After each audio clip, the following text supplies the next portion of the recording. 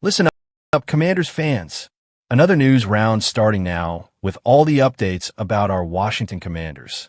This is quick, direct information with no beating around the bush. If you're new here, go ahead and subscribe to make sure you don't miss anything about the team. And don't forget to hit that like button. That's the energy that drives this channel. So to start off, a silent move, but one that could cause an earthquake in the roster. Trey Amos has signed. And with that, a tough decision might be about to be made. The Commanders were quick, precise, aggressive. They drafted Trey Amos in the second round. And now, with the contract signed, he's cleared to take the field at training camp. But what does this really mean? It means someone could lose their spot. Someone with a name, with credentials. Jonathan Jones, two-time Super Bowl champion, might be one step away from the bench. Yes, you heard that right. It's like handing over the keys to a Ferrari to a promising rookie, while the veteran who's already won races sits on the bench watching. Both have size, physicality, aggressiveness. And the coaching staff's plan is clear. Put him on the field immediately. But wait a minute. You pay $5.5 million to a veteran like Jonathan Jones. Guarantee $4.5 million of that. And put him on the bench? Do you agree with that? Or do you think they're burning too much experience in exchange for youth? Dan Quinn and Adam Peters know what they're doing. They're betting on depth. They're thinking big. But the message is clear. Nobody has a guaranteed spot on this roster. If Amos shines, Jones will watch the game from the sideline. And with a tough schedule ahead, can they afford to give up Jones' experience right now? Would you put Trey Amos as a starter right away? Or would you let Jonathan Jones lead the defense with his champion's background? Comment below. I want to see your opinion now.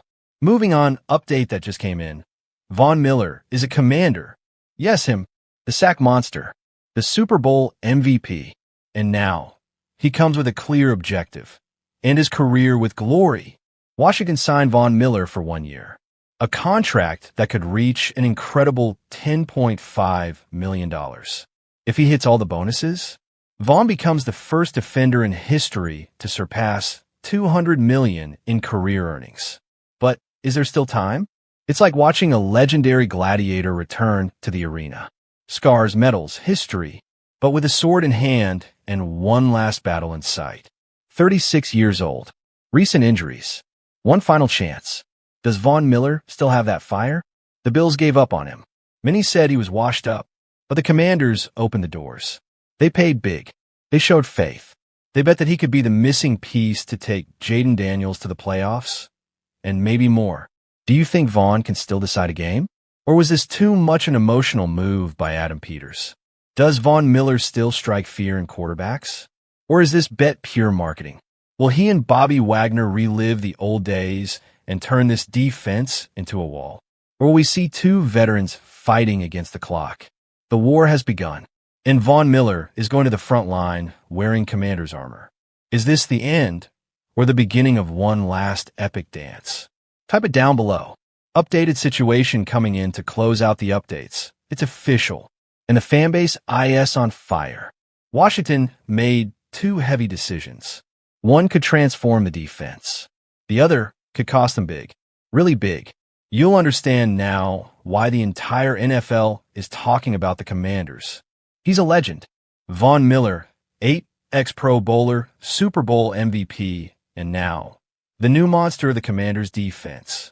Washington gave a contract worth up to $10.5 million to the 36-year-old veteran. If he hits the bonuses, he becomes the first defender in NFL history to surpass $200 million in earnings.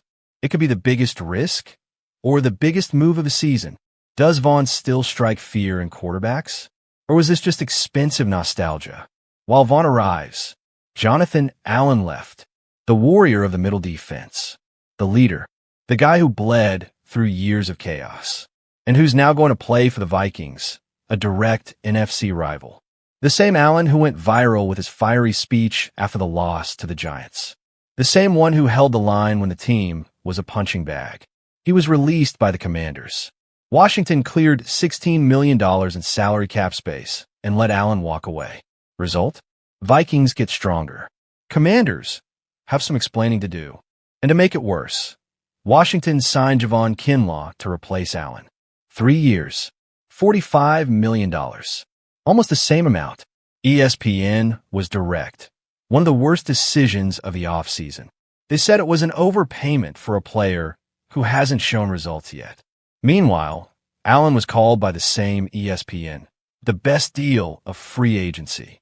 So, Commanders lost a star, paid big on a risk, and still fed a direct competitor. Do you agree with the Allen for Kinlaw trade? Was it worth bringing Von Miller? Or is the front office gambling with the team's future? Leave your opinion in the comments, because this story is far from over. Washington moved pieces on the NFC board. Now only one question remains. Will they dominate or collapse? Only the field will answer.